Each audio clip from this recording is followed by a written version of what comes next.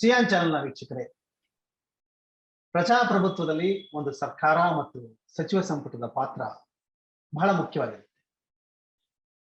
ಅದರಲ್ಲೂ ಚುನಾವಣೆಗೆ ಹೋಗುವಂತ ಹತ್ತಿರದ ಸಂದರ್ಭದಲ್ಲಿ ಯಾವುದೇ ಸರ್ಕಾರಗಳು ತಮ್ಮ ಸಚಿವ ಸಂಪುಟವನ್ನ ಚುನಾವಣೆಯ ದೃಷ್ಟಿಯಿಂದ ಮತ್ತು ಮುಂದಿನ ಗೆಲುವಿನ ದೃಷ್ಟಿಯಿಂದ ಸಚಿವ ಸಂಪುಟ ವಿಸ್ತರಣೆ ಮಾಡೋದು ಸಾಮಾನ್ಯ.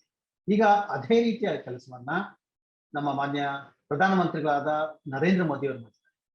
ಆದ್ರೆ ಈ ಬಾರಿ ಅವರ ಒಂದು ಸಚಿವ ಸಂಪುಟವನ್ನು ನೋಡೋದಾದ್ರೆ ಅವರ ಸಚಿವ ಸಂಪುಟದಲ್ಲಿ ಹೊಸ ಮುಖಗಳು ಕಾಣ್ತಾರೆ. ಮತ್ತೆ ಅತ್ಯಂತ 35 ವರ್ಷದ ಕಿರಿಯ ವ್ಯಕ್ತಿಗೂ ಸಹ ಅವರ ಸಚಿವ ಸಂಪುಟ ಸ್ಥಾನವನ್ನು, ಹಾಗೆ ವಕೀಲರಿಗೆ, ವೈದ್ಯರಿಗೆ, ಎಂಜಿನಿಯರ್ಗಳಿಗೆ, ಹೀಗೆ ಎಲ್ಲರಿಗೂ, ಮತ್ತೆ IAS ಅಧಿಕಾರಿಗಳಿಗೆ ಹೆಚ್ಚು ಸ್ಥಾನವನ್ನು ಕೊಡ್ತಾರೆ ಅವರ ಸಚಿವ ಸಂಪುಟ. ಈಗ ನಮ್ಮ ಇವತ್ತಿನ ಪ್ರಮುಖ ಚರ್ಚೆ, ನಾವು ಮೊದಲಿಂದ ಹೇಳೋದು ವಿದ್ಯಾವಂತರು ರಾಜಕೀಯಕ್ಕೆ ಬರಬೇಕು, ಅವರು ಅಧಿಕಾರ ನಡೆಸಬೇಕು. ಹಾಗಾದ್ರೆ ಮುಂದಿನ ದಿನಗಳಲ್ಲಿ ಯಾವುದೇ ಒಂದು ಮಂತ್ರಿ ಆಗ್ಬೇಕು ಅಂದ್ರೆ ಅವರಿಗೆ IAS, ಇಂಜಿನಿಯರಿಂಗ್ ಈ ತರ ಉನ್ನತ ಪದವಿಗಳು ಇರಬೇಕೇ, ಅಥವಾ ಪ್ರಜಾಪ್ರಭುತ್ವದಲ್ಲಿ ಜನರ ಜೊತೆ ಕೆಲಸ ಮಾಡಿದ ಅನುಭವ ಇರಬೇಕೆ ಅನ್ನೋದನ್ನ ಇವತ್ತು ಪ್ರಮುಖ ಚರ್ಚೆ ಮಾಡ್ತೀವಿ. ಈ ಚರ್ಚೆಗೆ ನಮ್ಮ ಜೊತೆ ಹಿರಿಯ ಸಾಹಿತಿಗಳಾದಂತಹ ಲೇಖಕರಾದಂತಹ ಬರಗೂರು ರಾಮಚಂದ್ರಪ್ಪ ಇದ್ರೆ, ಅವರನ್ನು ಈ ಕಾರ್ಯಕ್ರಮಕ್ಕೆ ಸ್ವಾಗತ ಮಾಡ್ತೀನಿ. ನಮಸ್ಕಾರ ಸರ್. ನಮಸ್ತೆ ಸರ್. ಈಗ ನಮ್ಮ ಸಚಿವ ಸಂಪುಟದ ಬಗ್ಗೆ ತಾವು ಏನ್ ಹೇಳ್ತೀರಿ ಸರ್? ಹೊಸ ಸಚಿವ ಸಂಪುಟ, ಹೊಸ ಸಚಿವ ಸಂಪುಟ ಇದೆಯಲ್ಲ, ನೀವೇ ನಿಮ್ಮ ಪೀಠಿಕಾ ಭಾಗದಲ್ಲಿ ಹೇಳಿದಾಗೆ ಸಾಮಾನ್ಯವಾಗಿ ಚುನಾವಣೆಗಳನ್ನ ಗಮನದಲ್ಲಿಟ್ಟುಕೊಂಡು ಪುನರ್ರಚನೆಯನ್ನ ಮಾಡುವ ಒಂದು ವಿಧಾನವೂ ಇದೆ. ಸಾಮರ್ಥ್ಯವನ್ನ ಗಮನದಲ್ಲಿಟ್ಟುಕೊಂಡು ರಚನೆ ಮಾಡುವ ವಿಧಾನವೂ ಇದೆ. ಇಲ್ಲಿವರೆಗೆ ಅವರ ಆಡಳಿತ ನಿರ್ವಹಣೆ ಹೇಗಿತ್ತು ಅನ್ನೋದನ್ನ ಒಂದು ಆಂತರಿಕ ಅವಲೋಕನದ ಮುಖಾಂತರವಾಗಿ, ಅಂದ್ರೆ ಇಂಟರ್ನಲ್ ಆಡಿಟಿಂಗ್ ಮುಖಾಂತರವಾಗಿ ನಿರ್ಣಯ ಮಾಡಿ ಕೆಲವರನ್ನ ಕೈ ಬಿಟ್ಟು ಕೆಲವರನ್ನು ಸೇರಿಸಿಕೊಳ್ಳೋ ವಿಧಾನವೂ ಇದೆ. ಆಮೇಲೆ ಸರ್ಕಾರಗಳಲ್ಲಿ ಭಿನ್ನಮತ ಬಂದಾಗ ಅನೇಕರಿಗೆ ಸಮಾಧಾನ ಮಾಡಬೇಕು ಅಂತ ಹೇಳಿ ಸಮಾಧಾನಕರ ಬಹುಮಾನ ಕೊಡುವಂತ ವಿಧಾನಗಳು ನಮ್ಮಲ್ಲಿವೆ. ಹಾಗಾಗಿ ಬಹುಶಃ ಈಗ ನಡೆದಿರೋದು ಸಮಾಧಾನಕರ ಬಹುಮಾನದ ವಿಷಯ ಅಲ್ಲ, ಅದು ಕೆಲವರನ್ನು ಕೈ ಬಿಟ್ಟಿದ್ದಾರೆ. ಈಗ ಉದಾಹರಣೆಗೆ ಕೈ ಬಿಡೋದ್ರಲ್ಲಿ ಇಲ್ಲಿವರೆಗಿನ ಕಾರ್ಯನಿರ್ವಹಣೆಯೇ ಮಾನದಂಡವಾ ಅಂತ ಯೋಚನೆ ಮಾಡೋದಾದ್ರೆ ಹಾಗನ್ಸೋದಿಲ್ಲ. ಯಾಕೆಂದ್ರೆ ಈಗ ನಿರ್ಮಲಾ ಸೀತಾರಾಮನ್ ಅವರ ಬಗೆಗೆ ಅವರ ಆರ್ಥಿಕ ನಿರ್ವಹಣೆಯನ್ನ ಕುರಿತು ಅನೇಕ ವಲಯಗಳಲ್ಲಿ ಆಕ್ಷೇಪಗಳಿದ್ದದ್ದು ಉಂಟು ಅವರಲ್ಲಿ. ಅಂತವರನ್ನು ಕೈ ಬಿಟ್ಟಿಲ್ಲ ಅನ್ನೋದನ್ನು ನಾವು ಗಮನಿಸ್ಬೇಕು. ಈ ರವಿಶಂಕರ್ ಪ್ರಸಾದ್ ಇದಾರಲ್ಲ, ಅವರು ಸಮರ್ಥರಾಗಿರ್ಲಿಲ್ವಾ ಹಾಗಾದ್ರೆ? ಈ ತರದ ಪ್ರಶ್ನೆಗಳು ಇದೆ. ಹಾಗಾಗಿ ನನ್ಗನ್ಸೋದು ನೀವ್ ಏನ್ ಹೇಳಿದ್ರಿ ಆರಂಭದಲ್ಲಿ ಅದು ನಿಜ ಅಂತ. ಅಂದ್ರೆ ಮುಂದೆ ಉತ್ತರ ಪ್ರದೇಶದಲ್ಲಿ ಚುನಾವಣೆ ಬರುತ್ತೆ, ಕೆಲವು ಕಾಲಾನಂತರದಲ್ಲಿ ಮಹಾರಾಷ್ಟ್ರದಲ್ಲಿ ಬರುತ್ತೆ, 2023 ಕರ್ನಾಟಕದಲ್ಲಿ ಬರುತ್ತೆ. ಸೊ ಇವೆಲ್ಲ ಲೆಕ್ಕ ಹಾಕೊಂಡು ಬಹುಪಾಲು, ಎಲ್ಲವೂ ಅಲ್ಲದೆ ಇದ್ರೂ ಬಹುಪಾಲು ಚುನಾವಣೆಯನ್ನ ಗಮನದಲ್ಲಿಟ್ಕೊಂಡು ಆಯಾ ರಾಜ್ಯದವರಿಗೆ ಹೆಚ್ಚು ಅವಕಾಶಗಳನ್ನು ಕೊಡೋದ್ರ ಮುಖಾಂತರವಾಗಿ ಏನ್ ಮಾಡ್ತಿದೆ ಅಂತ ಅಂದ್ರೆ, ಸರ್ಕಾರದ ಕೆಲಸ ದೇವರ ಕೆಲಸ ಅಂತ ನಮ್ಮ ವಿಧಾನಸೌಧದ ಮೇಲೆ ಕೆಂಗಲ್ ಹನುಮಂತಯ್ಯನವರು ಒಂದು ಕ್ಯಾಪ್ಷನ್, ಒಂದು ಘೋಷವಾಕ್ಯವನ್ನ ಹಾಕಿದ್ರು. ಅಂದ್ರೆ ಸರ್ಕಾರ ಕೆಲಸ ದೇವರ ಕೆಲಸ ಅಂದ್ರೆ ದೇವರ ಕೆಲಸದಷ್ಟೇ ಭಕ್ತಿಯಿಂದ ಮಾಡಬೇಕು ಅಂತ ಹೇಳಿ. ಈಗ ಈ ಪ್ರಾತಿನಿಧ್ಯ ಇದೆಯಲ್ಲ, ಈ ತರ, ನಾನು ಇದೊಂದೇ ಸರ್ಕಾರದ ಬಗ್ಗೆ ಹೇಳ್ತಾ ಇಲ್ಲ, ಅನೇಕ ಸರ್ಕಾರಗಳು ಚುನಾವಣೆಗಳನ್ನೇ ಗಮನದಲ್ಲಿಟ್ಕೊಂಡು ನೀವು ಮಂತ್ರಿಗಿರಿಯನ್ನ ಕೊಡ್ತೀವಿ ಅನ್ನೋದಾದ್ರೆ, ಮಂತ್ರಿಗಳು ಬರೋದು ಜನಗಳ ಸೇವೆಗ, ಚುನಾವಣೆಯಲ್ಲಿ ಗೆಲ್ಸೋದಕ್ಕ? ಮೂಲಭೂತವಾದ ಪ್ರಶ್ನೆ ಇದು ನನಗೆ. ಅದು ಕೇವಲ ಇವತ್ತಿನ ಪುನರ್ರಚನೆಯನ್ನೇ ಕುರಿತಂತೆ ಅಲ್ಲ ನಾನು ಹೇಳ್ತಿರೋದು, ಒಟ್ಟಾರೆ ಇದನ್ನೂ ಒಳಗೊಂಡಂತೆ. ಅಂದ್ರೆ ಒಬ್ಬ ಮಿನಿಸ್ಟರ್ನ ನೀವು ಆಯ್ಕೆ ಮಾಡೋದು ಚುನಾವಣೆ ಗೆಲ್ಸೋದಕ್ಕ, ಅಥವಾ ಜನಗಳಿಗೆ ಉಪಯೋಗ ಮಾಡ್ಬಿಟ್ಟು ಈ ದೇಶದ ಒಳಗಡೆ ಒಂದು ಸರಿಯಾದಂತಹ ಸಮಾನತೆಯ ಒಂದು ಸಮಾಜವನ್ನ, ಸೌಹಾರ್ದದ ಸಮಾಜವನ್ನ ಸಂವಿಧಾನಾತ್ಮಕವಾಗಿ ತರುವಂತ ಪ್ರಯತ್ನಗಳನ್ನ ಪ್ರಾಮಾಣಿಕವಾಗಿ ಮಾಡೋದಕ್ಕ ಅನ್ನುವಂತ ಪ್ರಶ್ನೆ ಇದೆ ಇದು. ಹಾಗಾಗಿ ಇವತ್ತು ನಡೆದಿರುವಂತ ಅಥವಾ ಇತ್ತೀಚೆಗೆ ನಡೆದಂತ ಕೇಂದ್ರ ಸರ್ಕಾರದ, ನಾನು ಅದನ್ನು ಒಕ್ಕೂಟ ಸರ್ಕಾರ ಅಂತ ಕರಿತೇನೆ ಅಥವಾ ಸಂಯುಕ್ತ ಸರ್ಕಾರ ಅಂತ ಕರಿತೇನೆ, ಯಾಕೆಂದ್ರೆ ಸಂವಿಧಾನದಲ್ಲಿ ಕೇಂದ್ರ ಅನ್ನೋ ಪದ ಇಲ್ಲವಾದದ್ರಿಂದ.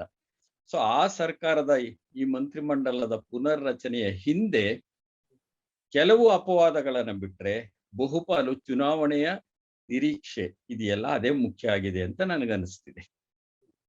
ಇಲ್ಲಿ ಆ, ತಾವು ಹೇಳಿದ್ದು ಬಹಳ ಅತ್ಯುತ್ತಮವಾದ ವಿಶ್ಲೇಷಣೆ. ಆದ್ರೆ ನಮಗೆ ಗಮನಿಸಿದಾಗ ಇವರು ಪ್ರಜಾಪ್ರಭುತ್ವಕ್ಕೆ ಮತ್ತು ಚುನಾವಣೆಗೆ ಒತ್ತು ಕೊಡ್ತಾ ಇರೋ ಜೊತೆಗೆ ಒಂದು ಕಾರ್ಪೊರೇಟ್ ಒಂದ್ ರೀತಿ ಸೇವೆಗಳನ್ನ ಆಧಾರಿತ ಸರ್ಕಾರ ಆಗ್ತಾ ಇದೆ. ಇದು ಹಿಂದೆ UPA ಸರ್ಕಾರ ಇದ್ದಾಗಲೂ ಒಂದು ಈ ತರದ ಒಂದು ಮಾತು ಬಂದಿತ್ತು. ಅದು ಹಾ. ಅಂದ್ರೆ ಎಲ್ಲಿವರೆಗೆ ಬಂತು ಅಂತ ಅಂದ್ರೆ ಪ್ರಧಾನ ಮಂತ್ರಿಗಳು ಮುಖ್ಯಮಂತ್ರಿಗಳು ಇತ್ತೀಚೆಗೆ ಸಿಇಒಗಳಾಗ್ತಿದ್ದಾರೆ ಅನ್ನುವಂತ ಒಂದು ಆಕ್ಷೇಪವನ್ನ ಸಹ ಕೆಲವು ವಲಯದಿಂದ ಮಾಡಿದ್ರು. ಹೌದು ಹೌದು. ಕರ್ನಾಟಕದಲ್ಲೂ ಅಂಥದ್ದೊಂದು ಆಕ್ಷೇಪ ಬಂದಿದ್ದು ನಿಜ. ಆದ್ರೆ ವಾಸ್ತವವಾಗಿ ಕಾರ್ಪೊರೇಟ್ ಆರ್ಥಿಕ ನೀತಿಯನ್ನು ಅನುಸರಿಸ್ತಿರುವಂತ ದೇಶದ ಒಳಗಡೆ ಪ್ರಜಾಸತ್ತಾತ್ಮಕ ಸರ್ಕಾರದ ಪಾತ್ರ ಏನು ಮತ್ತೆ ಹೇಗಿರ್ಬೇಕು ಅನ್ನೋದಿದೆಯಲ್ಲ, ಅದನ್ನ ಗಂಭೀರವಾಗಿ ಯೋಚನೆ ಮಾಡ್ಬೇಕಾಗಿದೆ. ನಾವು ಎಂಥ ಆರ್ಥಿಕ ನೀತಿಯನ್ನ ಅನುಸರಿಸ್ತಿದ್ದೇವೆ ಇವತ್ತು. ಕಾರ್ಪೊರೇಟ್ ಪರವಾಗಿರುವ ಆರ್ಥಿಕ ನೀತಿಯನ್ನು ಅನುಸರಿಸ್ತಾ ಹೋದಾಗ ಏನಾಗುತ್ತೆ ಅಂತಂದ್ರೆ, ಆಯ್ಕೆಯಲ್ಲಿ ಸಚಿವರ ಆಯ್ಕೆಯಲ್ಲಿಯೂ ಸಹ ಕೆಲವೊಮ್ಮೆ ಅದು ಕೆಲಸ ಮಾಡ್ತಾ ಹೋಗೋದುಂಟು. ಎಲ್ಲಾ ಕಡೆ ಅಲ್ಲ ನಾನು ಹೇಳ್ತಿರೋದು. ಈಗ ಕರ್ನಾಟಕದಲ್ಲಿ ಕೇವಲ ಕಾರ್ಪೊರೇಟ್ ವಲಯದವರನ್ನೇ ಸೇರಿಸಿಕೊಂಡಿರುವಂತ ಉದಾಹರಣೆಗಳಿಲ್ಲ. ಆದ್ರೆ ಕೇಂದ್ರ ಸರ್ಕಾರ ಅಥವಾ ಒಕ್ಕೂಟ ಸರ್ಕಾರ ಏನಿದೆ ಅಲ್ಲಿ ನೀವು ಆಗಲೇ ಪ್ರಸ್ತಾಪ ಮಾಡಿದಾಗೆ IAS ನವರು, ಇಂಜಿನಿಯರ್ಗಳು, ವೈದ್ಯರುಗಳು, ಬೇರೆ ಬೇರೆ MNCಗಳಲ್ಲಿ ಬಹುರಾಷ್ಟ್ರೀಯ ಕಂಪನಿಗಳಲ್ಲಿ ಕೆಲಸ ಮಾಡಿರುವಂತ ಒಂದಿಬ್ರು ಇಂಥವರೆಲ್ಲ ಸೇರಿದ್ದಾರೆ ಅಂತ ಅಂದಾಗ ಇದು ಏನಂತ ತೋರಿಸ್ತಿದೆ? ಒಂದು ಸರ್ಕಾರ ಹೇಗಿರ್ಬೇಕು? ಹಾಗಾದ್ರೆ ಸರ್ಕಾರದ ನಿಜವಾದಂತಹ ಸ್ವರೂಪ ಹೇಗಿರ್ಬೇಕು? ಇವರು ಬರಬಾರದ ಅಂದ್ರೆ ಬರಬಾರದು ಅಂತ ಹೇಳಕ್ಕಾಗಲ್ಲ. ಪ್ರಜಾಪ್ರಭುತ್ವದಲ್ಲಿ ಬರಬಾರದು ಅಂತ ಯಾರಿಗೂ ನಿರ್ಬಂಧ ಮಾಡಕ್ಕಾಗಲ್ಲ. ಆದ್ರೆ ಆಯ್ಕೆ ಯಾರ ಕೈಯಲ್ಲಿರುತ್ತೆ? ಸರ್ಕಾರವನ್ನ ನಡೆಸೋರ್ ಕೈಯಲ್ಲಿರುತ್ತೆ. ಮುಖ್ಯವಾದವರು ಅವ್ರು ಎಂಥದನ್ನ ಆಯ್ಕೆ ಮಾಡ್ತಾರೆ ಅನ್ನೋದ್ರ ಮೇಲೆ ಅವರ ನೀತಿ ಏನು, ಅವರ ದೃಷ್ಟಿಕೋನ ಏನು ಅಂತ ಗೊತ್ತಾಗತ್ತೆ. ಇವತ್ತು ಕಾರ್ಪೊರೇಟ್ ವಲಯಕ್ಕೆ ಪರವಾಗಿರ್ತಕ್ಕಂಥ ಆರ್ಥಿಕ ನೀತಿಯನ್ನೇ ಅನುಷ್ಠಾನಗೊಳಿಸೋದಕ್ಕಾಗಿ ಹಾತೊರಿತಾ ಇರತಕ್ಕಂತಹ ಸಂದರ್ಭದ ಒಳಗಡೆ ಅದಕ್ಕನುಗುಣವಾದಂತ ಕೆಲವು ಆಯ್ಕೆಗಳು ಆದ್ರೆ ಅದೇನು ಆಶ್ಚರ್ಯವಲ್ಲ. ಆಕ್ಷೇಪಾರ್ಹವಾದದ್ದು ನಿಜ, ಆದ್ರೆ ಅದೇನು ಆಶ್ಚರ್ಯ ಅಲ್ಲ ಅಂತ ನನ್ಗನ್ನಿಸ್ತಿದೆ. ಅಂದ್ರೆ ಕೆಲವರು ಉದಾಹರಣೆಗೆ ರಾಮಚಂದ್ರ ಪ್ರಸಾದ್ ಸಿಂಗ್ ಅಂತ ಹೇಳಿ ಇವರು ನಿವೃತ್ತ IAS ಅಧಿಕಾರಿ, ಇವರನ್ನ ತಗೋತಾರೆ. ಇನ್ ಕೆಲವರು ಕಂಪನಿಗಳನ್ನ ಮಾಡಿ 2-3 ಕಂಪನಿಗಳ ಸ್ಥಾಪನೆ ಮಾಡಿ ಈಗ ಅವರೇ ಸಚಿವರಾಗಿ ಅವರಿಗೆ ಪ್ರಮುಖ ಖಾತೆಗಳು ಸಿಗ್ತವೆ. ಅಂದ್ರೆ ಇವರ ಆಡಳಿತ ನೀತಿ ಹೇಗಿರುತ್ತೆ ಸರ್? ಅಂದ್ರೆ ಜನಪರವಾಗಿರುತ್ತಾ, ಮತ್ತೆ ಅದೊಂದು ರೀತಿ ಕಂಪನಿಯ ಪಾಲಿಸಿ ತರ ಇರುತ್ತೆ? ಬಹಳ ಸ್ಪಷ್ಟವಾಗಿದೆ. ಯಾಕೆಂದ್ರೆ ಕಂಪನಿಯ ಪಾಲಿಸಿ ಕಂಪನಿ ನಡೆಸ್ತವ್ರು ಕಂಪನಿ ಪಾಲಿಸಿನೇ ಅನುಸರಿಸ್ತಾರೆ. ಅವರು ಅದಕ್ಕೆ ಅದನ್ನ ಉಲ್ಲಂಘಿಸ್ತಾರೆ ಅನ್ನುವಂತ ಆದರ್ಶದ ನಿರೀಕ್ಷೆ ಅಂತೂ ನನ್ನಂತವನಿಗೆ ಇಲ್ಲ, ಖಂಡಿತ ಹೇಳೋದಾದ್ರೆ. ಅಂದ್ರೆ ಇತ್ತೀಚೆಗೆ ಏನಾಯ್ತು, ಕೇಂದ್ರ ಸರ್ಕಾರದಲ್ಲಿ ಪ್ರಧಾನ ಮಂತ್ರಿಗಳೇ ಒಂದು ಮಾತನ್ನ ಹೇಳಿದ್ರು, ಖಾಸಗೀಕರಣ ಆದ್ಯತೆ ಅಂತ ಹೇಳಿ. ಖಾಸಗೀಕರಣದ ಪರವಾಗಿ ಬಹಳ ಸ್ಪಷ್ಟವಾದ ಮಾತನ್ನ ಹೇಳಿದ್ರು. ಈ ಖಾಸಗೀಕರಣ ಪರವಾದಂತಹ ನೀತಿ ಇದೆಯಲ್ಲ, ಅದನ್ನ ಈಗಿನ ಪ್ರಧಾನಿಯವರೇ ಆರಂಭ ಮಾಡಿದ್ದಲ್ಲ. ಅದು 1991-92ರಲ್ಲಿ ನರಸಿಂಹರಾವ್ ಮತ್ತು ಮನಮೋಹನ್ ಸಿಂಗ್ ಅವರ ನೇತೃತ್ವದಲ್ಲಿ ಉದಾರೀಕರಣ, ಜಾಗತೀಕರಣ ಶುರುವಾಯ್ತು. ಆದ್ರೆ ಒಂದು ವ್ಯತ್ಯಾಸ ಏನಂದ್ರೆ, ಅವ್ರಿಗೊಂಚೂರು ಹಿಂಜರಿಕೆನೂ ಇತ್ತು ಆ ಸಂದರ್ಭದಲ್ಲಿ. ಅಂದ್ರೆ ಸಾಮಾಜಿಕ ನ್ಯಾಯವನ್ನ, ಸಾಮಾಜಿಕ ಸಮಾನತೆಯನ್ನ ಬಿಟ್ಟು ಕೊಡದೇನೆ ಇದನ್ನ ಹೇಗೆ ತರಬೇಕು ಅಂತ ಇತ್ತು. ಯಾಕೆಂದ್ರೆ ಒಳಗಡೆ ಒತ್ತಡಗಳಿದ್ವು. ಆದ್ರೆ ಈಗ ಈ ಸರ್ಕಾರದಲ್ಲಿ ಕಾಂಗ್ರೆಸ್ನವರು ಏನು ಆರಂಭ ಮಾಡಿದ್ರೋ ಅದನ್ನ ಹೆಚ್ಚು ಆಕ್ರಮಣಶೀಲವಾಗಿ, ನಾನು ಆಕ್ರಮಣಶೀಲವಾಗಿ ಅನ್ನೋ ಪದವನ್ನೇ ಬಳಸ್ತಾ ಇದ್ದೇನೆ, ಅದನ್ನ ಅನುಷ್ಠಾನಕ್ಕೆ ತರುವಂತದ್ದಿದೆ.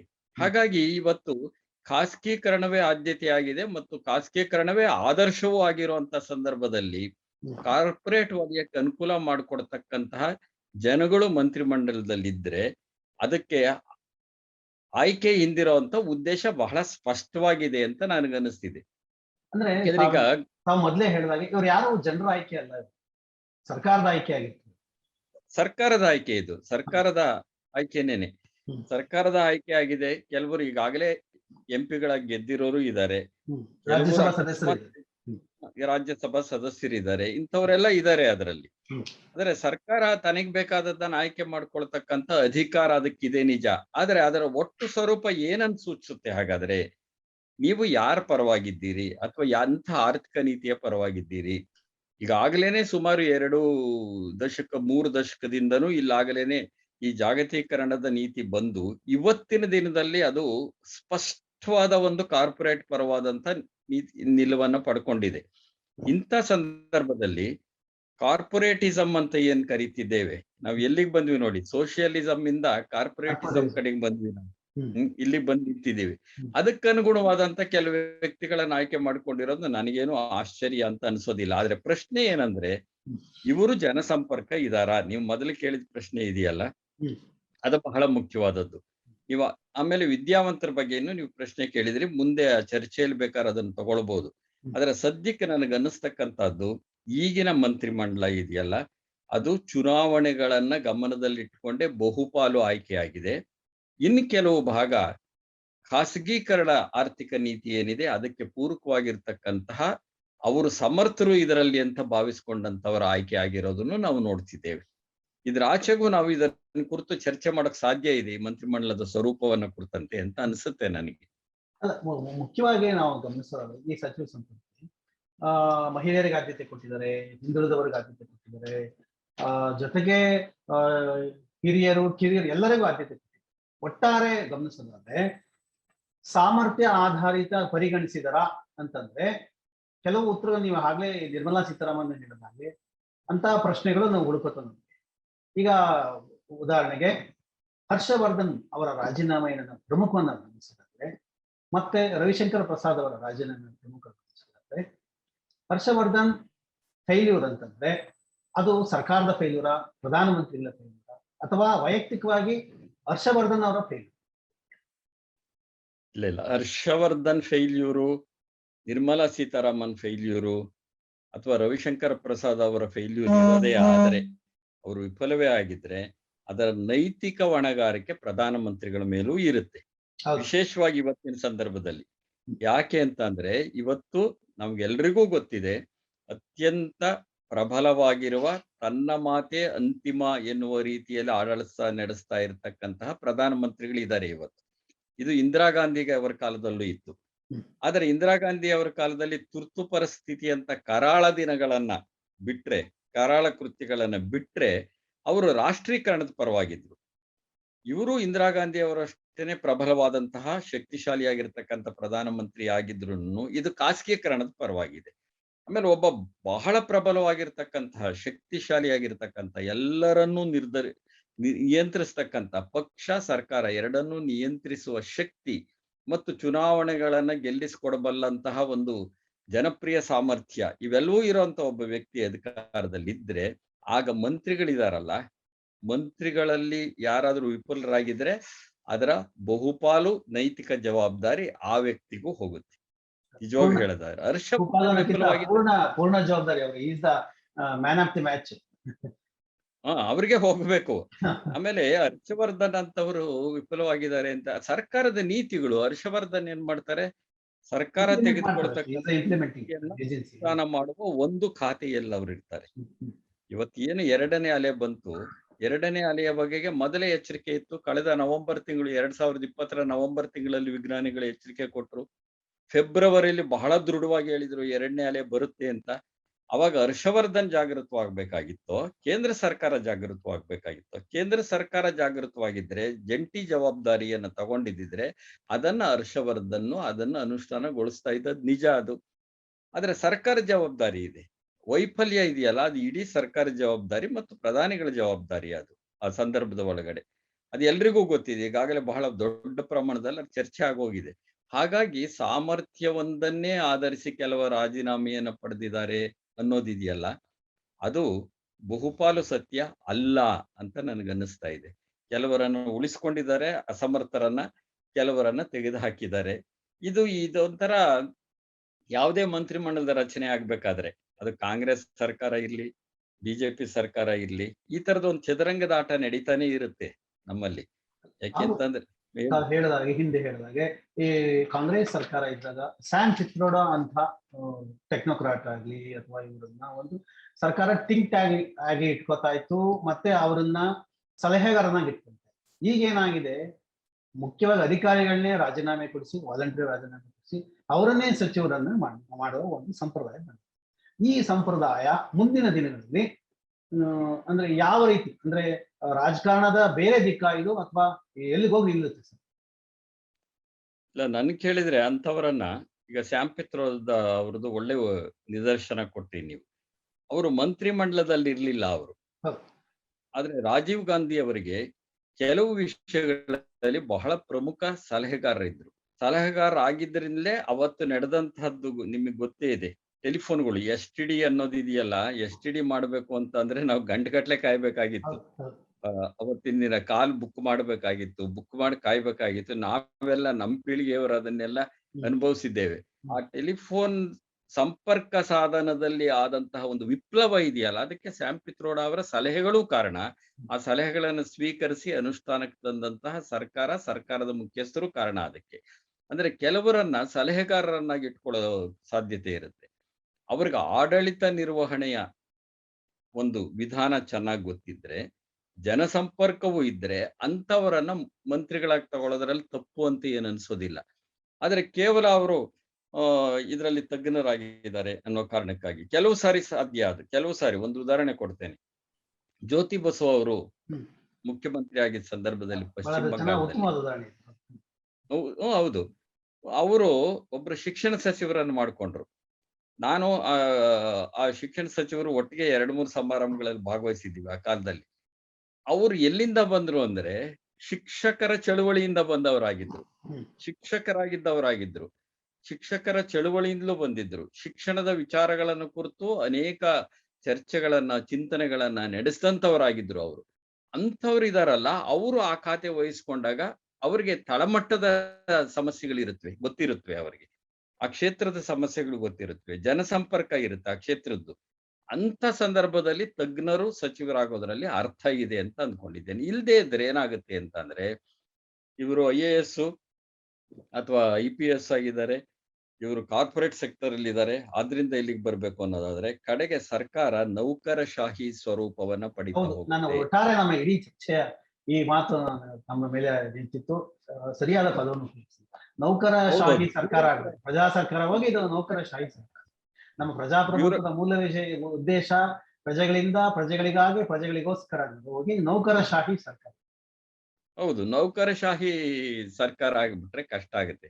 ಬ್ಯೂರೋಕ್ರಾಟಿಕ್ ಆಗ್ತಾ ಹೋಗ್ತಾರೆ. ಬ್ಯೂರೋಕ್ರಾಟಿಕ್ ಆಗೋದಿದೆಯಲ್ಲ, ಅದು ಏನನ್ನ ನೋಡುತ್ತೆ? ಹಾಳೆ ಮೇಲಿರೋ ಕಾನೂನನ್ನು ನೋಡುತ್ತೆ.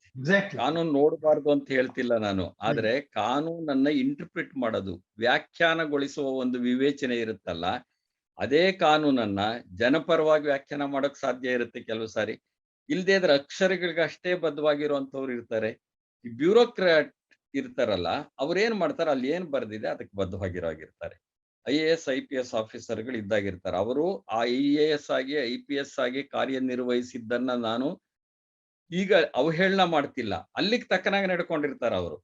ಆದ್ರೆ ಒಬ್ಬ ಜನಪ್ರತಿನಿಧಿಯಾಗಿ ಬರ್ಬೇಕಾದ್ರೆ ಕೆಲವು ವಿಶೇಷವಾಗಿರ್ತಕ್ಕಂಥ ಅರ್ಹತೆಗಳು ಮತ್ತು ಸಾಧ್ಯತೆಗಳನ್ನ ರೂಢಿಸಿಕೊಂಡಿರ್ಬೇಕಾಗಿರುತ್ತೆ.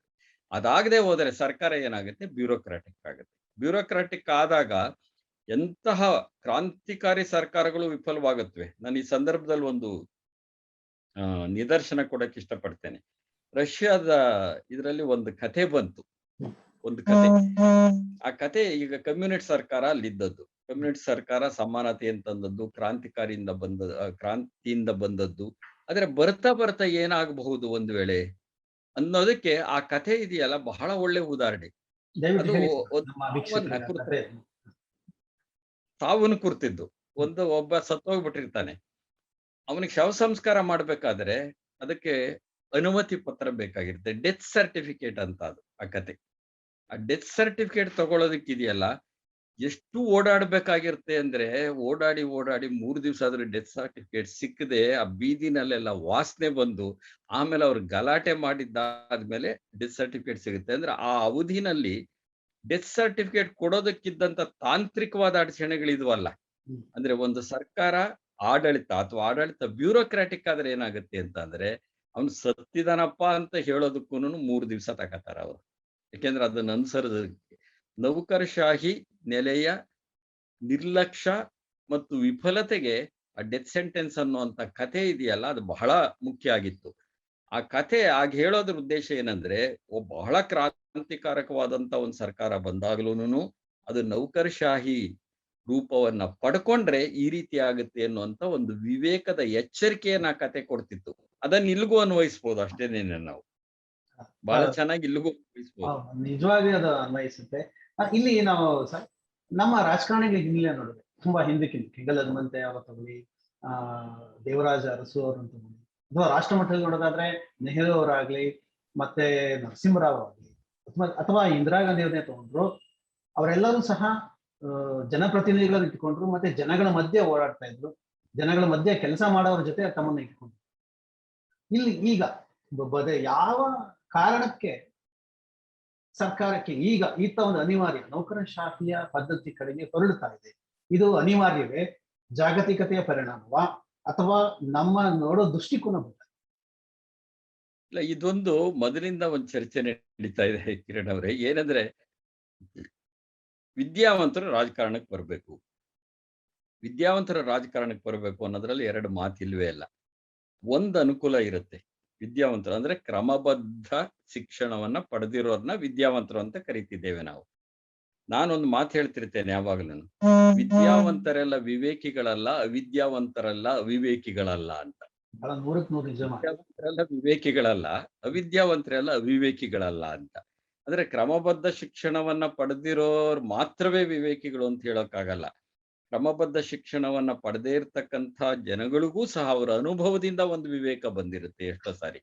ಆದ್ರೆ ಒಂದು ನಿಜ, ಕ್ರಮಬದ್ಧ ಶಿಕ್ಷಣ ಪಡೆದಿರೋರು ಬರಬೇಕು ಅನ್ನುವಂಥ ಮಾತು ಮೊದಲಿಂದ ಇದೆ. ಅದಕ್ಕೆ ಆ ದೃಷ್ಟಿಯಿಂದ ಅವರು ಬರಬೇಕು. ರಾಜಕಾರಣಕ್ಕೆ ಬರಬೇಕು ಅಂದ್ರೆ ಏಕದಮ್ ಅಧಿಕಾರಕ್ಕೆ ಬರಬೇಕು ಅಂತಲ್ಲ, ಎರಡಕ್ಕೂ ವ್ಯತ್ಯಾಸ ಇದೆ. ರಾಜಕಾರಣಕ್ಕೆ ಬರಬೇಕು ಅಂದ್ರೆ ವಿದ್ಯಾವಂತರು ಜನಗಳ ಮಧ್ಯೆ ಇದ್ದು ಕೆಲಸ ಮಾಡಿ ಮತ್ತೆ ಜನಗಳಿಂದ ಆಯ್ಕೆ ಮಾಡಿ ಅಲ್ಲಿಗೆ ಬರಬೇಕು ಅಂತ ಅರ್ಥ. ರಾಜಕಾರಣಕ್ಕೆ ಬರಬೇಕು ಅನ್ನೋದು, ಅವರು ವಿದ್ಯಾವಂತರಾಗಿದ್ದಾರೆ ಅನ್ನೋ ಒಂದೇ ಕಾರಣಕ್ಕೆ ಏಕದಮ್ ಎಲ್ಲಾ ಕ್ಯೂ ಅನ್ನು ಉಲ್ಲಂಘಿಸಿಬಿಟ್ಟು ದಿಢೀರ್ ಅಂತ ಸಿಂಹಾಸನಾಧೀಶರಾಗಬೇಕು ಅಂತ ಅರ್ಥ ಅಲ್ಲ ಅದು. ಹೌದೌದೌದು, ಹಾಗಾಗ್ಬೇಕು ಅಂತಾನು ಅಲ್ಲ ಅದು. ಆದ್ರೆ ಕೆಲವರು ತಜ್ಞರು ಈಗ ರಾಜ್ಯಸಭೆಗೆ ಬಂದಿರ್ತಾರೆ, ಕೆಲವರು ತಜ್ಞರು, ಅವ್ರಿಗೆ ಕನ್ಸರ್ನ್ ಇರುತ್ತೆ, ಕಾಳಜಿ ಇರುತ್ತೆ ಅನ್ನೋದು ಯಾವಾಗ ಪ್ರೂವ್ ಆಗುತ್ತೆ ಅಂದ್ರೆ ಅವ್ರ ಅಧಿಕಾರ ವಹಿಸ್ಕೊಂಡ ಮೇಲೆ ಕೆಲವರು ಅದನ್ನ ಸಮರ್ಥವಾಗಿ ನಿರ್ವಹಿಸಿರೋದು ಉಂಟು. ಆದ್ರೆ ನನಗನ್ಸೋದು, ಒಬ್ಬ MA ಮಾಡಿದ್ದಾನೆ, ಒಬ್ಬ PhD ಮಾಡಿದ್ದಾನೆ, ಒಬ್ಬ MBA ಮಾಡಿದ್ದಾನೆ, ಒಬ್ಬ ಡಾಕ್ಟರೇಟ್ ಮಾಡಿದ್ದಾನೆ, ಕಾರ್ಪೊರೇಟ್ ಇದರಲ್ಲಿ CEO ಕೆಲಸ ಮಾಡಿದ್ದಾನೆ ಅನ್ನೋದಷ್ಟೇನೇನೆ ಸಚಿವರಾಗುವುದಕ್ಕೆ ಮಾನದಂಡ ಅಲ್ಲ. ಎಷ್ಟೋ ಜನ ಅದೇನೂ ಅಲ್ಲದೆ ಇರೋರನ್ನು ಬಹಳ ಚೆನ್ನಾಗಿ ಆಡಳಿತ ನಡೆಸಿರೋದು ಉಂಟು. ಅಂತ ಆಡಳಿತ ನಡೆಸಿರೋದಕ್ಕೆ ಅನೇಕ ಉದಾಹರಣೆಗಳಿವೆ. ಕೇವಲ SSLC ಪಾಸ್ ಮಾಡಿಕೊಂಡು ಬಂದು ಸಚಿವರಾಗಿ ಒಳ್ಳೆ ಕೆಲಸ ಮಾಡಿರೋರು ಇರ್ತಾರೆ, ಕೆಲವರು ಸಾಮಾನ್ಯ ಪದವಿ ಗಳಿಸಿರೋರು ಒಳ್ಳೆ ಕೆಲಸ ಮಾಡಿರೋರು ಇರ್ತಾರೆ, ಅಂಥವರು ಅನೇಕರು ಇರ್ತಾರೆ. ಆದ್ರಿಂದ ಪದವಿಗಳನ್ನ ಪಡೆದಿರೋದಿದೆಯಲ್ಲ, ಅದೊಂದೇ ಸಚಿವರಾಗುವುದಕ್ಕೆ ಇರುವ ಮಾನದಂಡ ಅಲ್ಲ ಅದು. ಅವರು ಜನಸಂಪರ್ಕವನ್ನ ಸಾಧ್ಯ ಹೋಗ್ಬೇಕು, ಜನಪರವಾಗಿರ್ತಕ್ಕಂಥ ಚಿಂತನೆಗಳಿರಬೇಕು, ಕ್ರಿಯಾತ್ಮಕವಾದಂತ ಒಂದು ಸಂಬಂಧ ಸ್ಥಾಪನೆ ಆಗಬೇಕು. ಅದು ಪ್ರಜಾಪ್ರಭುತ್ವದಲ್ಲಿ ಬಹಳ ಮುಖ್ಯ. ಅದು ಇಲ್ಲದೇ ಇದ್ರೆ ಹಾಗಾದ್ರೆ ವಿದ್ಯಾವಂತರಾಗಿರೋರು, ಪದವಿಗಳನ್ನ ಪಡೆದಿರೋರು ಅಥವಾ ಡಾಕ್ಟರೇಟ್ಗಳನ್ನ ಪಡೆದಿರೋರು ಬಂದು ಇಡೀ ಸರ್ಕಾರವನ್ನೇ ಬದಲಾಯಿಸಿಬಿಡ್ಬೋದು ಅದರ ದೃಷ್ಟಿಕೋನವನ್ನ? ಅಲ್ಲ, ಹಾಗಲ್ವೇ ಅಲ್ಲ. ಅವ್ರು ನಿಜವಾಗಿ ಕನ್ಸರ್ನ್ ಇದೆ ಅನ್ನೋದಾದ್ರೆ ಅಷ್ಟರ ಒಳಗಡೆ ಅದು ಪ್ರೂವ್ ಆಗಿರ್ಬೇಕಾಗಿರುತ್ತೆ. ಹಾಗಾಗಿ ವಿದ್ಯಾವಂತರ ರಾಜಕಾರಣಕ್ಕೆ ಬರೋದು ಬಹಳ ಸ್ವಾಗತಾರ್ಹವಾದದ್ದು. ಆದರೆ ಯಾವುದೋ ಒಂದು ಪದವಿ ಅದಕ್ಕೆ ಮಾನದಂಡ ಖಂಡಿತ ಆಗಬಾರದು. ಯಾವ ಪದವಿಯನ್ನೂ ಗಳಿಸದೇ ಇರತಕ್ಕಂಥವನು ಸಹ ಒಳ್ಳೆ ಆಡಳಿತವನ್ನ ಕೊಡೋದಕ್ಕೆ ಸಾಧ್ಯ ಇರುತ್ತೆ. ಮೊದಲು ಅವ್ರಿಗೆ ಜನಸಂಪರ್ಕ ಸಾಧ್ಯ ಆಗ್ಬೇಕು, ಜನಗಳ ಜೊತೆ ಗುರುತಿಸ್ಕೋಬೇಕು. ಪ್ರಜಾಪ್ರಭುತ್ವ ಅಂದ್ರೆ ಏನು? ಬರೀ ಪ್ರಭುತ್ವ ಅಲ್ಲ, ಅದು ಪ್ರಜೆಗಳ ಪ್ರಭುತ್ವ. ನೀವು ಪ್ರಜೆಗಳ ಬಗ್ಗೆ ಕಾಳಜಿ ಇಲ್ಲದೆ ಇದ್ರೆ, ಪ್ರಜೆಗಳ ಜೊತೆ ಒಂದು ಸಂಬಂಧ ಸಾಧ್ಯ ಆಗದೆ ಇದ್ರೆ, ಪ್ರಜೆಗಳ ಜೊತೆ ಒಂದು ಸಂಪರ್ಕ ಸಾಧ್ಯ ಆಗದೆ ಇದ್ರೆ ಪ್ರಭುತ್ವಕ್ಕೆ ಯಾಕೆ ಬರ್ತೀರಿ ನೀವು? ಆಗ ಅದು ಬರೀ ಪ್ರಭು ಇರುತ್ತೆ ಅಷ್ಟೇನೇನೆ, ಅಲ್ಲಿ ಪ್ರಜೆ ಇರೋದಿಲ್ಲ. ಅಲ್ಲಿ ಮುಂದೊಂದು ದಿನ RBI ಗವರ್ನರ್ ಅವ್ರನ್ನ ಅರ್ಥ ಸಚಿವರು, ದೊಡ್ಡ IPS ಅಧಿಕಾರಿಯನ್ನ ಗೃಹ ಸಚಿವರನ್ನಾಗಿ, ಮತ್ತೆ ಉಳಿದಂತೆ ಒಬ್ಬ ಒಳ್ಳೆ ಪ್ರೊಫೆಸರ್ನ ಎಜುಕೇಶನ್ ಮಿನಿಸ್ಟರ್ ಆಗಿ ಈ ತರ ಮಾಡ್ತಾ ಹೋದ್ರೆ ನಾವ್ ಎಲ್ಲಿ ಬಂದಿರ್ತೀವಿ? ಮತ್ತೆ ಇನ್ನೊಂದು ಅದಕ್ಕೆ ಸೇರಿಸೋದ್ರೆ, ಈಗ ಇನ್ಫೋಸಿಸ್ ನಾರಾಯಣ ಮೂರ್ತಿ ಅವರಾಗ್ಲಿ, ಕಿರಣ್ ಮಜುಂದಾರ್ ಅವರಾಗ್ಲಿ, ಇವರನ್ನೆಲ್ಲ IT-BT ಮಿನಿಸ್ಟರ್ನಾಗಿ ಮಾಡಿದ್ರೆ ಅಥವಾ ಅರ್ಥ ಸಚಿವರನ್ನ ಮಾಡಿದ್ರೆ ಹೇಗಿರುತ್ತೆ ನಮ್ಮ ದೇಶ? ಈಗ ತಜ್ಞರನ್ನ ಬಳಸಿಕೊಳ್ಳುವುದಕ್ಕೆ ಸಂವಿಧಾನದಲ್ಲಿಯೇ ಒಂದು ಅವಕಾಶ ಇದೆ. ಸಂವಿಧಾನವೇನೇನೆ ಮೇಲ್ಮನೆಗಳಿಗೆ ಯಾರು ಚುನಾವಣೆಗೆ ನಿಂತು ಗೆಲ್ಲೋದಕ್ಕೆ ಸಾಧ್ಯ ಇರೋದಿಲ್ಲ ಅಂತಲೋ ಅಥವಾ ಅವ್ರ ಚುನಾವಣೆ ಬಗ್ಗೆ ಆಸಕ್ತಿ ಇರೋದಿಲ್ಲ ಅನ್ನೋಂಥ ಕಾರಣಕ್ಕಾಗಿಯೋ ಯಾವುದೇ ಪಕ್ಷಕ್ಕೆ ಸೇರದೆ ಇರತಕ್ಕಂಥವರಾಗಿದ್ದಿರಬಹುದು. ಆದ್ರೆ ಅದನ್ನು ಇವತ್ತು ಉಲ್ಲಂಘಿಸ್ತಾ ಇದ್ದಾರೆ. ನಾಮಕರಣ ಮಾಡಬೇಕು ಅಂತ ನಾಮಕರಣ ಸಂವಿಧಾನ ಏನು ಕೊಟ್ಟಿದೆ, ಅದು ವಿಧಾನ ಪರಿಷತ್ತಿನ ನಾಮಕರಣ ಮತ್ತು ರಾಜ್ಯಸಭೆಯ ನಾಮಕರಣ ಇದೆಯಲ್ಲ, ಅದು ತಜ್ಞರಿಗಾಗಿಯೇ. ಬೇರೆ ಬೇರೆ ವಲಯ, ಕ್ರೀಡಾಪಟುಗಳಿರ್ಬೋದು, ಸಾಮಾಜಿಕ ಚಿಂತಕರಿರ್ಬೋದು, ಶಿಕ್ಷಣ ಕ್ಷೇತ್ರದವರು ಇರಬಹುದು, ಬೇರೆ ಬೇರೆ ಆರ್ಥಿಕ ತಜ್ಞರು ಇರಬಹುದು, ಇಂಥವ್ರಿಗೆ ಸಿನಿಮಾ ಕ್ಷೇತ್ರ ಇರ್ಬೋದು, ಅಂತವ್ರಿಗೆ ಅವಕಾಶ ಕೊಡಬೇಕು. ಅವ್ರ ಕ್ಷೇತ್ರಗಳನ್ನು ಪ್ರತಿನಿಧಿಸ್ತಾರೆ, ಅವ್ರಿಗೆ ಚುನಾವಣೆಗೆ ನಿಲ್ಲೋದು ಕಷ್ಟ ಇರುತ್ತೆ ಅಥವಾ ಅವ್ರಿಗೆ ಆಸಕ್ತಿ ಇರಲ್ಲ ಅನ್ನೋ ಕಾರಣಕ್ಕೆ ಒಂದು ಇದೆ. ಇದು ಏನ್ ತೋರಿಸುತ್ತೆ ಅಂತಂದ್ರೆ ನಮ್ಮ ಸಂವಿಧಾನ ಒಂದು ಸಮತೋಲನ ಮಾಡಕ್ ಪ್ರಯತ್ನ ಮಾಡಿದೆ ನೋಡಿ. ಅದು ಬಹಳ ಪ್ರಾಮಾಣಿಕವಾಗಿ ಪ್ರಯತ್ನ ಮಾಡಿದೆ ಮತ್ತು ಸಕಾರಾತ್ಮಕವಾದ ಪ್ರಯತ್ನ ಅದು. ಅವ್ರ ಮಾತನ್ನ ಸರ್ಕಾರದಲ್ಲಿರೋರು ಕೇಳಲಿ ಅಂತ, ಅವ್ರ ಮಾತನ್ನು ಕೇಳಲಿ, ಅವ್ರ ಕ್ಷೇತ್ರದಲ್ಲಿ ಪರಿಣಿತರು. ಅದರ ಅರ್ಥ ಏನಂದ್ರೆ ಪರಿಣತರ ಸಲಹೆಗಳನ್ನ, ಪರಿಣತರ ಚಿಂತನೆಗಳನ್ನ ಸರ್ಕಾರ ಅಳವಡಿಸ್ಕೊಳ್ಳೋದಕ್ಕೆ ಒಂದು ಅವಕಾಶ ಕೊಟ್ಟಿದೆ. ಆದ್ರೆ ಅವರ ಮುಖಾಂತರವಾಗಿ ಏನೇನೆ ಒಂದು ಸರ್ಕಾರ ನಡೆಸಬೇಕು ಅನ್ನೋದು ಅಲ್ಲ ಅದು. ಆದ್ರೆ ಅವ್ರಿಗೆ ಅವಕಾಶ ಕೊಡೋದಿದೆಯಲ್ಲ, ಅದು ಮುಖ್ಯನೇನೆ. ನೀವ್ ಕೇಳಿದ ಪ್ರಶ್ನೆ ಇದೆಯಲ್ಲ, ನೀವು ಹೇಳಿದ ಅಷ್ಟು ಜನರ ಹೆಸರುಗಳು ಏನಿವೆ ಅವರೆಲ್ಲ ಒಂದೊಂದು ದೊಡ್ಡ ದೊಡ್ಡ ಸಂಸ್ಥೆಯ ಮಾಲೀಕರು. ಅವರು ನೀವು ಮಾಲೀಕರು ಉದ್ಯಮಪತಿಗಳವರು. ಹಾಗಾಗಿ ಇದು ಏನಾಗಿದೆ ಅಂದ್ರೆ ಕೃಷಿ ಪ್ರಧಾನ ದೇಶ ಅಂತ ನಮ್ಮನ್ನು ಕರೀತಾ ಇದ್ರು. ಕೃಷಿ ಪ್ರಧಾನ ದೇಶ ಉದ್ಯಮ ಪ್ರಧಾನ ದೇಶವಾಗಿ ಮಾರ್ಪಡ್ತಾ ಇದೆ ಈಗಾಗಲೇ ಸಾಕಷ್ಟು. ಹಾಗಾಗಿ ಉದ್ಯಮಪತಿಗಳಿಗೆ ಎಲ್ಲಿಲ್ಲದ ಒಂದು ಮಹತ್ವ ಸಿಕ್ಕಿದೆ. ಸಿಕ್ಕಬಾರದು ಅಂತಲ್ಲ, ಉದ್ಯಮ ಕ್ಷೇತ್ರದಲ್ಲಿ ಅವ್ರಿಗೆ ಸಿಕ್ಕಬೇಕಾದ ಎಲ್ಲ ಮಹತ್ವ ಸಿಕ್ಲಿ, ಬೇಡ ಅನ್ನೋದಿಲ್ಲ ನಾವು. ಈಗ ಶಿಕ್ಷಣ ತಗೊಳ್ಳಿ, ಶಿಕ್ಷಣ ತಜ್ಞರು ಅಂತ ನಾವು ಕರಿತಾ ಇದ್ವಿ ಕೆಲವರನ್ನ. ಇವತ್ತು ಎಲ್ಲಿ ಕಾಣ್ತಾರೆ ಶಿಕ್ಷಣ ತಜ್ಞರು? ಎಷ್ಟು ಜನ ಇದ್ದಾರೆ? ಬೆರಳೆಣಿಕೆ ಜನ. ಶಿಕ್ಷಣ ತಜ್ಞರ ಜಾಗವನ್ನ ಶಿಕ್ಷಣೋದ್ಯಮಿಗಳು ಆಕ್ರಮಿಸ್ಕೊಂಡಿದ್ದಾರೆ. ಉದ್ಯಮಿಗಳೇ ಶಿಕ್ಷಣ ತಜ್ಞರಿಗೆ. ಹಾಗೇನೆ ಈಗ ಉದ್ಯಮಪತಿಗಳಿಗೆ ನೀವು ಒಂದು ಅವಕಾಶ ಅಲ್ಲಿ ಕೊಡ್ತೀರಿ ಅನ್ನೋದೇ ಆದ್ರೆ ಅವ್ರಿಗೆ ಯಾರ ಪರವಾಗಿರ್ತಾರೆ? ಖಂಡಿತ ಉದ್ಯಮ ಪರವಾಗಿರ್ತಾರೆ. ನೀವು ಉದ್ಯಮ ಪರವಾಗಿ ಇರಬಾರದು ಅಂತ ಹೇಳಲ್ಲ, ಆದ್ರೆ ಅವ್ರ ಅಧಿಕಾರಕ್ಕೆ ಆ ಕಾರಣಕ್ಕೆ ಬರಬಾರದು. ಕೇವಲ ದೊಡ್ಡ ಉದ್ಯಮಪತಿ ಎನ್ನುವ ಒಂದೇ ಕಾರಣಕ್ಕಾಗಿ ಅಧಿಕಾರದ ಅವಕಾಶವನ್ನ ತಟ್ಟೆಲಿಟ್ಟು ಅವ್ರಿಗೆ ಕೊಡಬಾರದು. ಅವರು ಚುನಾವಣೆಗೆ ನಿಂತ್ಕೊಳ್ಳಿ, ಎಲ್ಲರ ತರ ಗೆದ್ದು ಬರ್ಲಿ. ಅವ್ರ ಆ ಹಕ್ಕಿದೆ ಚುನಾವಣೆಗೆ ನಿಂತ್ಕೊಳ್ಳೋದಕ್ಕೆ. ಇಲ್ಲದೆ ಹೋದ್ರೆ ಏನಾಗುತ್ತೆ ಅಂದ್ರೆ ಇಡೀ ದೇಶವನ್ನ ನಾವೇನ್ ಮಾಡ್ತೀವಿ, ಲಾಭ ನಷ್ಟ ಅಷ್ಟರಲ್ಲೇ ಅಳಿತಾ ಹೋಗ್ತೇವೆ. ಪ್ರಜಾಪ್ರಭುತ್ವ ಅನ್ನೋದು ಕೇವಲ ಹಣದ ಲೆಕ್ಕಾಚಾರ ಅಲ್ಲ, ಅದು ಆತ್ಮಗಳ ಲೆಕ್ಕಾಚಾರ. ಅದು ಜನಗಳಿಗೆ ಒಂದೇನೋ ಒಂದು ಹೇಳಿ ಲಾಭ ನಷ್ಟಕ್ಕೆ ತಾವು ಪ್ರಶ್ನೆ ಹೇಳಿದ ತಕ್ಷಣ ನನಗೆ ಹೊಳೆದಿದೆ. ಈಗ ಪ್ರಜಾಪ್ರತಿನಿಧಿಗಳ ಮೇಲೆ ಈ ಮೊದಲಿಂದನೂ ಇವತ್ತಿನವರೆಗೂ ಕೇಳಿ ಬರ್ತಕ್ಕಂಥದ್ದು ಭ್ರಷ್ಟಾಚಾರದ ಆರೋಪಗಳು. ಎಲ್ಲಿ ಈ ರೀತಿ ವಿದ್ಯಾವಂತರು, ಟೆಕ್ನೋಕ್ರಾಟ್ಗಳು ಮತ್ತೆ ಮೇಧಾವಿಗಳು ಸಚಿವರಾದ್ರೆ ಇಂತಹ ಭ್ರಷ್ಟಾಚಾರಕ್ಕೆ ಕಡಿವಾಣ ಬೀಳುತ್ತಾ? ಭ್ರಷ್ಟಾಚಾರಕ್ಕೆ ಕಡಿವಾಣ ಬೀಳೋದಕ್ಕೆ ವಿದ್ಯಾವಂತರೇ ಆಗಬೇಕಾಗಿಲ್ಲ. ನಿಜ ಹೇಳೋದಿದ್ರೆ ಇವತ್ತು ಅತ್ಯಂತ ಜನಸಾಮಾನ್ಯರಲ್ಲಿ ಇದೊಂದು ಭಾವನೆ ಇದೆ, ವಿದ್ಯಾವಂತರು ಸಂಭಾವಿತರು ಬಂದ್ಬಿಟ್ರೆ ಭ್ರಷ್ಟಾಚಾರ ಇರಲ್ಲ ಅನ್ನೋದು ದೊಡ್ಡ ಮಟ್ಟದ ಆದರ್ಶ ಇದೆ ಜನರಿಗೆ. ಇಲ್ಲ, ನೀವು ಎರಡು ಪದ ಬಳಸಿರಿ, ವಿದ್ಯಾವಂತರು ಮತ್ತು ಸಂಭಾವಿತರು. ವಿದ್ಯಾವಂತರೆಲ್ಲರೂ ಸಂಭಾವಿತರಾಗೋಕ್ ಸಾಧ್ಯ ಇಲ್ಲ, ಸಂಭಾವಿತರೆಲ್ಲರೂ ವಿದ್ಯಾವಂತರೇ ಆಗಿರ್ತಾರೆ ಅಂತಲೂ ಹೇಳಕ್ಕಾಗಲ್ಲ. ಸಂಭಾವಿತರು ಅನ್ನೋದು ಒಂದು ಗುಣಲಕ್ಷಣ. ಅದು ಒಬ್ಬ ರಾಜಕಾರಣಿಗಷ್ಟೇ ಅಲ್ಲ, ಒಬ್ಬ ಸಾಮಾನ್ಯ ಮನುಷ್ಯನೂ ಸಹ ಸಂಭಾವಿತನಾಗಿರ್ಬೇಕಾಗಿರುತ್ತೆ. ಇವತ್ತೇನಾಗಿದೆ, ಯಾಕೆ ಆ ಮಾತು ನೀವು ಬಳಸ್ತೀರಿ ಅಂತ ಅಂದ್ರೆ, ಅಥವಾ ನಾವು ಬಳಸ್ತೀವಿ ಅಂದ್ರೆ, ಸಂಭಾವಿತನ ಅನ್ನೋದು ಇದೆಯಲ್ಲ, ಅದು ರಾಜಕಾರಣದಲ್ಲಿ ಕಡಿಮೆ ಆಗ್ತಾ ಇದೆ. ಅದಕ್ಕೆ ವಿದ್ಯಾವಂತರು ಬರಲಿ. ಇವಾಗ ಈ ದೇಶದಲ್ಲಿ ಭ್ರಷ್ಟಾಚಾರದ ಬಗ್ಗೆ ನೀವು ಹೇಳಿದ್ರಿ, ವಿದ್ಯಾವಂತರು ಬಂದ ಕೂಡಲೇನೆ ಭ್ರಷ್ಟಾಚಾರ ಹೋಗುತ್ತೆ ಅಂತ ನಾನೇನು ಅಂದ್ಕೊಂಡಿಲ್ಲ. ಅತ್ಯಂತ ಭ್ರಷ್ಟಹೀನರಾಗಿರುವವರು ಈ ದೇಶದ ಸಾಮಾನ್ಯ ಜನ. ನಿಜವಾಗೂ ಭ್ರಷ್ಟಾಚಾರ ಮಾಡದೇ ಇರೋರು ಈ ದೇಶದ ಸಾಮಾನ್ಯ ಜನ. 2 ಹೊತ್ತಿನ ಊಟಕ್ಕಾಗಿ ಪರದಾಡ್ತಿರುವಂತ ಜನ, ಅಥವಾ 2 ಹೊತ್ತಿನ ಊಟ ಸಿಕ್ಕಿ ಅಷ್ಟರಲ್ಲೇ ಸಮಾಧಾನ ಪಡ್ತಿರುವಂತ ಜನ ಇದಾರಲ್ಲ, ಅವ್ರು ಭ್ರಷ್ಟರಾಗಿಲ್ಲ ನಿಜ ಹೇಳೋದಾದ್ರೆ. ಆಮೇಲೆ ವಿದ್ಯಾವಂತರು ಭ್ರಷ್ಟರಾಗ್ಬಿಟ್ರೆ ಏನಾಗ್ಬೋದು ಅಂದ್ರೆ, ಸಾಮಾನ್ಯರು ಭ್ರಷ್ಟರಾಗೋದಕ್ಕಿಂತ ಹೆಚ್ಚು ಅಪಾಯಕಾರಿಗಳು. ಯಾಕೆಂದ್ರೆ ಅವ್ರ ವಿದ್ಯೆ ಅನೇಕ ತಂತ್ರಗಾರಿಕೆಗಳನ್ನು ಕಲಿಸಿಕೊಡ್ತಾ ಇರುತ್ತೆ. ಹೌದೌದು. ವಿದ್ಯಾವಂತಿಕೆ ಅನ್ನೋದಿದೆಯಲ್ಲ, ವಿಷಯಗಳನ್ನ ಅರ್ಥ ಮಾಡಿಕೊಳ್ಳುವುದಕ್ಕೆ ಅವಿದ್ಯಾವಂತರಿಗಿಂತ ಹೆಚ್ಚು ಸಾಮರ್ಥ್ಯವನ್ನ ಕೊಡುತ್ತೆ ಅನ್ನೋದು ನಿಜ ಅದು. ಅಷ್ಟ್ರ ಮಟ್ಟಿಗೆ ಅದು ಸರಿ ಅಷ್ಟೇನೇನೆ. ಆದ್ರೆ ವಿಷಯ ಅರ್ಥ ಮಾಡ್ಕೊಂಡವರೆಲ್ಲರೂನು ಭ್ರಷ್ಟಾಚಾರ ಮಾಡೋದಿಲ್ಲ ಅಂತ ಏನಿಲ್ಲ. ಈಗ ಅನೇಕ ಬ್ಯೂರೋಕ್ರಾಟ್ಸ್ ಭ್ರಷ್ಟಾಚಾರಿಗಳಿಲ್ವಾ? ಅನೇಕ ಇಲಾಖೆಗಳಲ್ಲಿ ಇಲ್ವಾ? ರಾಜಕಾರಣಿಗಳು ಹೇಗೆ ಭ್ರಷ್ಟರಾಗಿರ್ತಾರೋ ಹಾಗೇನೇನೆ ಇವರುನು ಭ್ರಷ್ಟರಾಗ್ತಾ ಹೋಗ್ತಾರೆ. ರಾಜಕಾರಣಿಗಳಿಂದ ಇವರು ಭ್ರಷ್ಟರಾದ್ರೋ ಅಥವಾ ಇವರೇ ಭ್ರಷ್ಟರಾಗಿದ್ರೋ ಅದೊಂಥರ ಮೊಟ್ಟೆ ಮೊದಲು ಬಂತೋ ಅಥವಾ ಕೋಳಿ ಮೊದಲು ಬಂತೋ ಆ ಪ್ರಶ್ನೆನೂ ಆಗಬಹುದು. ಪರಸ್ಪರ ಪೂರಕ ಅದೆಲ್ಲವೂ ನಿಜ ಹೇಳೋದಾದ್ರೆ ಪರಸ್ಪರ ಪೂರಕವಾಗಿದೆ. ಇನ್ನೊಂದು ನೀವು ಗಮನಿಸಿ, ವಿದ್ಯಾವಂತರು ನಿಜವಾದ ವಿದ್ಯಾವಂತರಾಗಿದ್ರೆ ನಾನು ಹೇಳೋದು ಸಂಭಾವಿತರಾಗಿರ್ತಾರೆ ಅವರು. ಏನಿಲ್ಲ ಅಂದ್ರೆ ಶಿಕ್ಷಣ ನಮಗೆ ಒಂದಷ್ಟು ಅದನ್ನು ಕಲಿಸ್ಕೊಡುತ್ತೆ.